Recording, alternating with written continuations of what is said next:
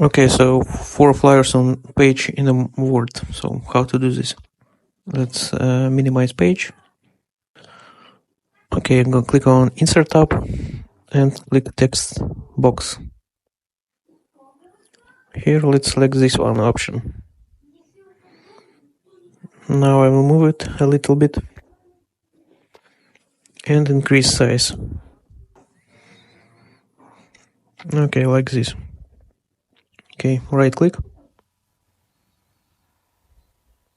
and paste it. So copy paste simply. So we got to now. Okay, I will create more.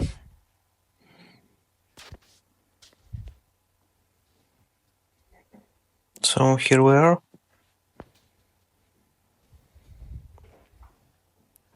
So 4 slides, 4 flyers, I mean. And we can edit them. So put text, what we like, and modify.